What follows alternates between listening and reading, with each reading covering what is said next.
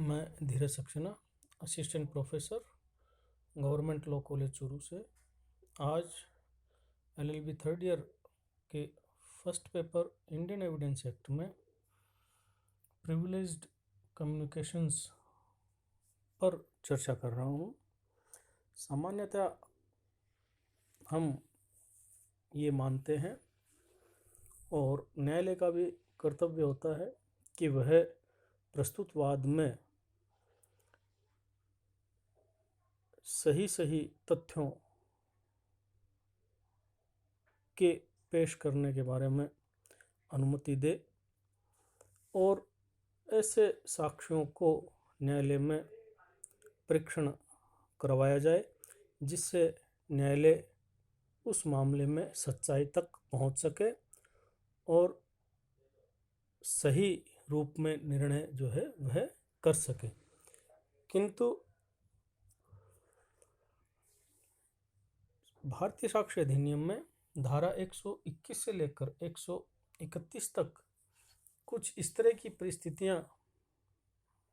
मान्य की गई हैं जिनमें एक व्यक्ति को जो सत्य जानता है किंतु उसे न्यायालय में न तो परीक्षण करवाया जा सकता है और न ही उसे न्यायालय में पेश होने की अनुज्ञा दी जा सकती है, क्योंकि ये परिस्थितियां खुद इस तरह का व्यवहार नियंत्रित करती हैं जिसके कारण कि मामले में सच्चाई तक पहुंचने की बजाय उन हैसियत को और उन व्यक्तियों को न्यायिक कार्रवाई से अलग रखा जाए ताकि सामान्य रूप में जीवन और वे जो परिस्थितियां स्वीकृत की गई हैं उनको मान्य किया जा सके। प्रिविलेज्ड कम्युनिकेशंस का अर्थ होता है विशेषाधिकृत संसूचनाएं। इनको हम नॉन कंपेलेबल विटनेस भी कह सकते हैं, अविवक्षणीय साक्षी, अर्थात इनको विवश नहीं किया जा सकता कि वे न्यायालय में आकर सच्चाई का बयान करें।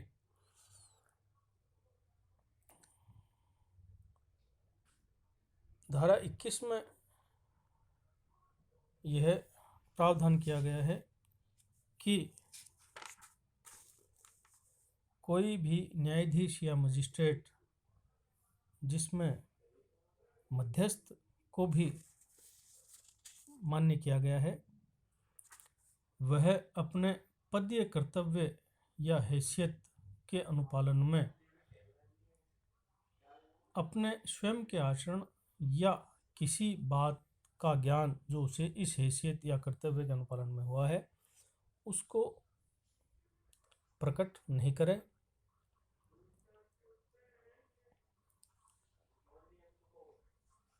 जैसे इसमें दृष्टांत है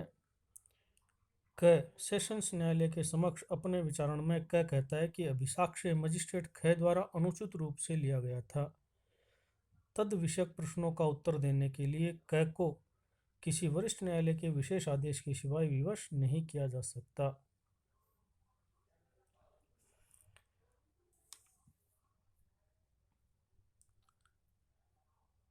अर्थात पदीय हैसियत या कर्तव्य के अनुपालन में किसी न्यायाधीश या मजिस्ट्रेट को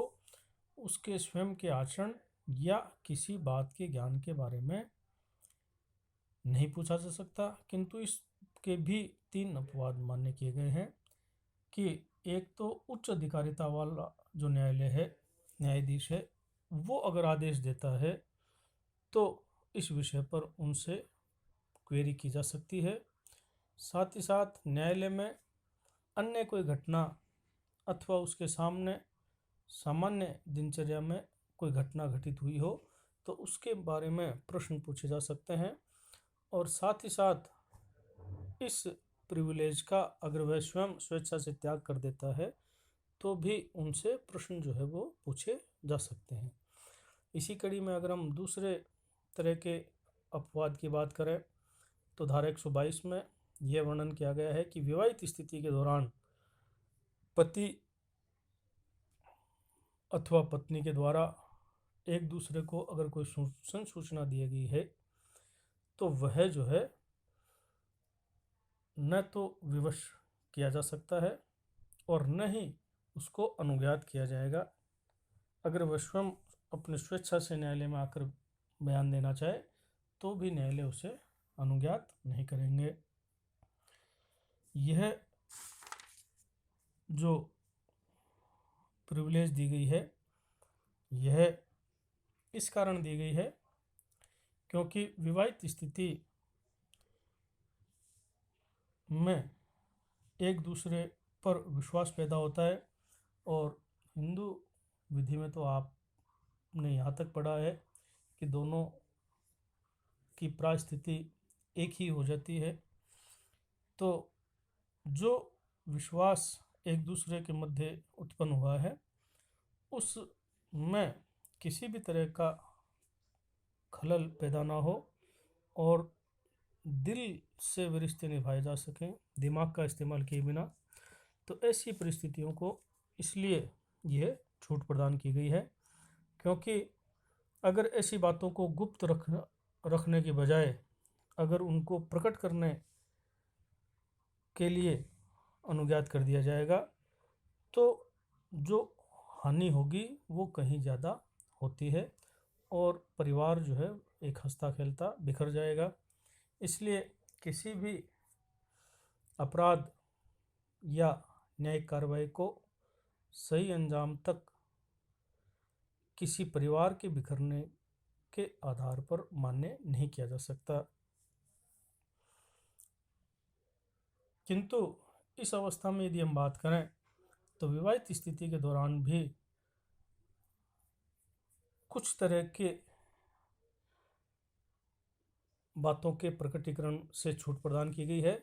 जैसे सूचना के अतिरिक्त अगर कोई कार्य पति या पत्नी ने किया हो तो उस कार्य को न्यायालय में बताया जा सकता है। साथ ही अगर पति या पत्नी के मध्य जो वार्तालाप हो रहा था उसको अगर किसी तीसरे पर व्यक्ति ने सुन लिया हो तो वह पर व्यक्ति न्यायालय में जो है वह आ सकता है और बता सकता है कि पति पत्नी के मध्य क्या वार्तालाप हुआ था। इसी तरह अगर दूसरा पक्षकार अनुमति दे दे या सहमति प्रदान कर दे कि आप जो है धारा 122 के नियम के होने के बावजूद भी प्रश्न पूछ सकते हैं तो ये छूट जो है वह खत्म हो जाती है। और इसके अलावा यदि हम बात करें तो चौथा जो आधार है अपवाद है वह यह है कि अगर उन पक्षकारों के ही मध्य अर्थात पति और पत्नी के मध्य ही कोई सिविल या आपराधिक कार्रवाई शुरू हुई है तो उसमें पति पत्नी के मध्य आपस में कोई भी वार्तालाप हुए हों विवाहित स्थिति के दौरान हुए हों उनको प्रकट जो है वह किया जा सकता है। यहाँ एक बात अवश्य आपको ध्यान रखनी चाहिए कि धारा 122 का ये नियम जो है वह विवाहित स्थिति के खत्म होने के बाद भी बना रहता है। अर्थात अगर विवाह विच्छेद हो जाए तो भी विवाहित स्थिति के दौरान जो भी संसूचनाएं दी गई थी उनको प्रकट नहीं किया जा सकता। इसी तरह यदि हम बात करें धारा 123 में राज्य के कार्यकलाप के बारे में छूट जो है वह दी गई है कि कोई भी व्यक्ति राज्य के किसी भी कार्यकलाप से संबंधित अप्रकाशित शासकीय अभिलेख के बारे में कोई भी साक्ष्य देने से अनुज्ञात नहीं किया जाएगा। यहाँ अपवाद है कि अगर उस विभाग का अध्यक्ष अनुमति दे देता है तो राज्य के कार्यकलाप के बारे में अप्रकाशित शासकीय अभिलेख के बारे में संसूचना प्रकट की जा सकती है। इस विषय पर अगर हम केस की बात करें तो एक महत्वपूर्ण विवाद है जो आपने भारत के संविधान के अध्ययन के दौरान अवश्य देखा होगा। राजनारायण बनाम इंदिरा गांधी का 1974 का इलाहाबाद उच्च न्यायालय का निर्णय है।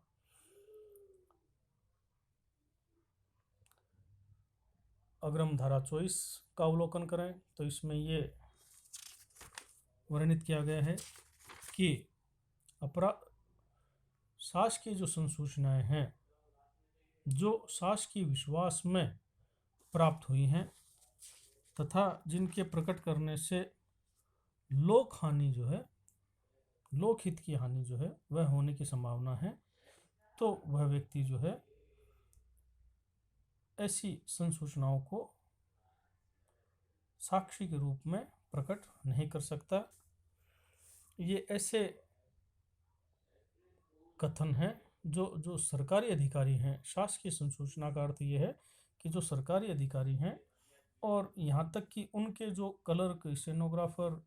आदि जो उनके सहायक कर्मचारी हैं, उन के मध्य जो वार्तालाप हुआ, जो उनको उनके सामने कोई सरकारी कार्य हुए हैं, तो लोक ऑफिसर जो हैं उसे शासकीय विश्वास में दी हुई संसूचनाओं को प्रकट करने के लिए विवश नहीं किया जा सकता यदि वह ये मानता है, ये जानता है कि उसके प्रकट से लोकहित की हानि होगी। इसके बाद यदि हम बात करें तो धारा 125 में अपराधों के बारे में जानकारी किन्हीं अफसर को प्राप्त हुई हैं जिनमें मजिस्ट्रेट, पुलिस ऑफिसर, राजस्व ऑफिसर, रेवेन्यू ऑफिसर्स ये सब आते हैं। तो सामान्यतः पुलिस के जो मुखबिर हैं जो उनको सूचनाएं देते हैं कि ये अपराध किस व्यक्ति ने कहाँ पर कैसे किया होगा, तो उन पर ये लागू जो है वह होती है कि धारा 125 ये कहती है कि मजिस्ट्रेट, पुलिस ऑफिसर या राजस्व अधिकारी को किसी अपराध के करने के बारे में जानकारी कैसे किस व्यक्ति से मिली, तो इसको प्रकट करने से रोका गया है ताकि इस अपराध या इस कार्रवाई को तो सही अंजाम दिया जा सकता है, किंतु एक बार अगर उस व्यक्ति का नाम लोक विदित हो गया तो फिर वह व्यक्ति आगामी कार्यवाहियों में मजिस्ट्रेट, पुलिस ऑफिसर या जो रेवेन्यू ऑफिसर हैं उनकी सहायता नहीं कर पाएंगे। इसलिए इस तरह की प्रिविलेज जो है वह दी गई है। इसी तरह धारा 126 में जो वृत्तिक संसूचनाएं हैं उनको प्रोहिबिटेड किया गया है कि यदि किसी व्यक्ति ने कक्षीकार की हैसियत से, क्लाइंट की हैसियत से अगर कोई सूचना अपने अधिवक्ता को, एडवोकेट को दी है, तो वह वकील जो है, और साथ ही साथ इसका अगर हम विस्तार करें धारा 127 में, तो उस वकील के लिपिक और जो सेवक हैं उनको भी बाउंड किया गया है कि वे उसको प्रकट जो है वो नहीं करेंगे। जैसे धारा 126 का दृष्टांत क ये कहता है कि कक्षीकार क अटर्नी ख से कहता है मैंने कूट रचना की है और मैं चाहता हूं कि आप मेरी प्रतिरक्षा करें, तो यह संसूचना प्रकटन से संरक्षित है क्योंकि ऐसे व्यक्ति की प्रतिरक्षा आपराधिक प्रयोजन नहीं है जिसका दोषी होना ज्ञात हो। तो ये एक पिछले साल आपने लीगल एथिक्स पढ़ी होगी, प्रोफेशनल एथिक्स, तो प्रोफेशनल एथिक्स के खिलाफ भी है। जैसे डॉक्टर हैं तो डॉक्टर से ये नहीं पूछा जा सकता कि मरीज ने आपको क्या बताया, क्या पूछा है, तो वैसे ही वकील से ये नहीं पूछा जा सकता कि आपके क्लाइंट ने आपको क्या जानकारी दी है, वरना फिर ये सारा प्रोसीजर जो है वह ही खतरे में पड़ जाएगा। लेकिन इसके भी कुछ अपवाद मान्य किए गए हैं। जैसे कक्षीकार की अभिव्यक्त अनुमति यदि दे दी जाए, यदि क्लाइंट न्यायालय में कह देता है कि आप मेरे वकील साहब से पूछ लीजिए मैंने उनको क्या कहा था। तो अभिव्यक्त रूप में अगर वो अनुमति दे देता है तो धारा 126 का प्रोहिबिटेशन खत्म हो जाता है। इसी तरह अवैध कार्य को अग्रसर करने के अनुसरण में अगर कोई सूचना दी गई है, जैसे दृष्टांत ख का यदि हम अध्ययन करें, कक्षीकार क अटर्नी ख से कहता है मैं संपत्ति पर कब्जा कूट रचित विलेख के उपयोग द्वारा अभिप्राप्त करना चाहता हूँ और इस आधार पर वाद लाने में आपसे प्रार्थना करता हूँ। तो कोई अपराध करने के अग्रसर करने के अनुसरण में अगर कोई सूचना दी जाती है तो वह धारा 126 में प्रोहिबिटेड नहीं की गई है। इसी के साथ नियोजन के प्रारंभ होने के पश्चात अपराध या कपट किया जाए तो वह भी प्रकटन से संरक्षित नहीं है। जैसे दृष्टांत गए कहता है क पर गबन का आरोप लगाए जाने पर वह अपनी प्रतिरक्षा करने के लिए अटर्नी ख को प्रतिधारित करता है। कार्यवाही के अनुक्रम में ख ये देखता है कि क की लेखा बही में प्रविष्टि की गई हैं कि क द्वारा उतनी रकम देनी है जितनी के बारे में अभिकथित है कि उसका गबन किया गया है, जो प्रविष्टि उसके नियोजन के आरंभ के समय में बही में नहीं थी। अर्थात नियोजन के प्रारंभ होने के बाद में अगर कोई गड़बड़ अपराध कपट किया गया है तो वह प्रकट करने से संरक्षित नहीं है। इसी के साथ यदि हम बात करें तो पर व्यक्ति अगर कोई व्यक्ति उनकी वार्तालाप को सुन लेता है तो वह अन्य व्यक्ति जो है वह उस वार्तालाप का साक्ष्य न्यायालय में दे सकता है और साक्ष्य देने से विशेषाधिकार का अधित्यजन नहीं हो जाता। ये एक धारा 128 में प्रावधान किया गया है कि अगर क्लाइंट स्वयं स्वप्रेरणा से या अन्यथा साक्ष्य देता है तो इसका मतलब ये नहीं हो जाता कि उसने धारा 126 में जो सुरक्षा दी गई है उसका त्याग कर दिया है। इसी के बारे में यदि हम बात करें तो वृत्तिक संसूचना के साथ साथ विधिक सलाहकार से अगर कोई गोपनीय संसूचना शेयर की गई हैं तो उनको प्रकट करने से भी रोका गया है, जिसे धारा 129 में वर्णन किया गया है कि जो भी वृत्तिक सलाहकार होते हैं जिसमें हम सीए, चार्टर्ड अकाउंटेंट आदि को मान सकते हैं, तो विधिक सलाहकार या वृत्तिक सलाहकार के मध्य जो भी वार्तालाप हुए हैं उनको गोपनीय रखने के बारे में धारा 129 में नियम बताया गया है। इसी के साथ यदि हम बात करें तो धारा 130 और 31 में हक विलेख के बारे में विशेषाधिकार बनाया गया है कि अगर कोई व्यक्ति जो पक्षकार नहीं है और हक विलेख को पेश करने के लिए आबद्ध किया जाता है तो वह जो है पेश करने के लिए मना कर सकता है जब तक कि उसने कोई लिखित करार जो है वह न कर लिया हो। और 131 जो है वह ये कहती है कि कोई भी व्यक्ति अपने कब्जे में कि ऐसे दस्तावेज को पेश करने के लिए जिसको पेश करने से कोई अन्य व्यक्ति यदि वे उसके कब्जे में होती इनकार करने का हकदार होता, विवश नहीं किया जाएगा जब तक कि वह पेशकरण करने के लिए सम्मति नहीं दे देता। तो ये कुल मिलाकर हक विलेखों मतलब जो भी संपत्ति, अचल संपत्ति के विवाद के विषय में जो कार्यवाही न्यायालय में चल रही हैं और वे हक विलेख किसी अन्य व्यक्ति के हैं पक्षकारों के अलावा, तो उनके विशेषाधिकार के बारे में धारा 130 131 वर्णन करती है। तो ये कुल मिलाकर जो है ऐसे साक्षी हो गए जिनको विवश नहीं किया जा सकता न्यायालय में। धारा 132 में जो है वह एक विवशनीय साक्षी के बारे में वर्णन किया गया है, कंपेलेबल विटनेस।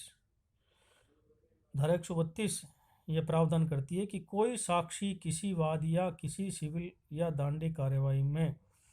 विवादक विषय से सुसंगत किसी विषय के बारे में किसी प्रश्न का उत्तर देने से इस आधार पर क्षम्य नहीं होगा कि ऐसे प्रश्न का उत्तर ऐसे साक्षी को अपराध में फंसाएगा। अर्थात अब जो साक्षी है उससे ऐसे प्रश्न नहीं पूछे जा सकते कि वह स्वयं जो है उस अपराध में लिप्त था। अगर इस तरह के कोई प्रश्न पूछे जा रहे हैं तो भी उस साक्षी को न्यायालय में उत्तर देना होगा। उसे इस आधार पर क्षम्य या क्षमा नहीं किया जा सकता कि उसे खुद को ही अपराध में फंसाने वाला है। इसलिए इसे विवशनीय साक्षी जो है वो कहा गया है। परंतु इस धारा का जो परंतुक है वो ये व्यवस्था करता है कि जो साक्षी धारा 132 के अंतर्गत विवश किया गया है उत्तर देने के लिए, उसके न तो गिरफ्तार किया जाएगा और न उसके खिलाफ कोई अभियोजन कार्रवाई चलाई जाएगी। हाँ, अगर वह कोई मिथ्या साक्ष्य देता है या ऐसा साक्ष्य देता है जिसका बाद में पता लग जाता है कि वह मिथ्या है, तो उसे भारतीय दंड संहिता के अंतर्गत मिथ्या साक्ष्य देने की कार्रवाई जो है वह न्यायालय में चलाई जा सकती है। तो ये विवशनीय साक्षी के बारे में बात है। इसी के साथ ही धारा 134 जो है वो एक प्रावधान करती है जिसको हम ये कहते हैं कि साक्षी कितने होने चाहिए। धारा 118 से लेकर 133 तक का अध्ययन हमने किया, जिसमें हमने ये देखा कि हर व्यक्ति सक्षम साक्षी होता है अगर न्यायालय को ये लगता है कि वह प्रश्नों को समझने और उनका युक्ति संगत उत्तर देने में समर्थ है। किंतु कुछ साक्षी हैं जिनको न्यायालय में विवश नहीं किया जा सकता। अविवशनीय साक्षी, जिसमें हमने धारा 121 से 131 तक के प्रावधान देखे, और विवशनीय साक्षी जिसमें हमने धारा 132 में प्रावधान देखा। अब कभी कभी ये प्रश्न उत्पन्न होता है, दिमाग में भी उठता है, और शॉर्ट क्वेश्चन के रूप में 2 नंबर के क्वेश्चन के रूप में आपसे पूछा जा सकता है कि किसी मामले या कार्यवाही में तथ्य को स्पष्ट करने के लिए साक्ष्यों की कितनी संख्या पर्याप्त होती है। तो इसका उत्तर जो है वह धारा 134 देती है, और वह यह कहती है कि किसी मामले में किसी तथ्य को साबित करने के लिए साक्ष्यों की कोई विशिष्ट संख्या अपेक्षित नहीं होगी। अर्थात धारा 134 में साक्ष्यों की कोई मिनिमम या अधिकतम संख्या जो है वह नहीं बताई हुई। इसका अर्थ यह है कि एक कोटेशन को आप ध्यान में रखेंगे, evidence is to be weighed and not numbered. अर्थात साक्ष्य को तोला जाता है, साक्ष्य को गिना नहीं जाता। न्यायालय की संतुष्टि हो जाए कि अपराध या वाद में तथ्य साबित हो गया, तो वह एक विटनेस से भी हो सकता है, और न्यायालय अगर संतुष्ट नहीं हुआ तो 10 विटनेस भी अगर पेश किए गए हैं तो वे भी व्यर्थ जो है वह हो जाते हैं। तो ये कुल मिलाकर आज हमारी चर्चा हुई कि विवशनीय साक्षी कौन है और उनके खिलाफ गिरफ्तारी अभियोजन की कार्रवाई नहीं चला जा सकती, केवल मिथ्या साक्ष्य देने पर कार्रवाई की जा सकती है। और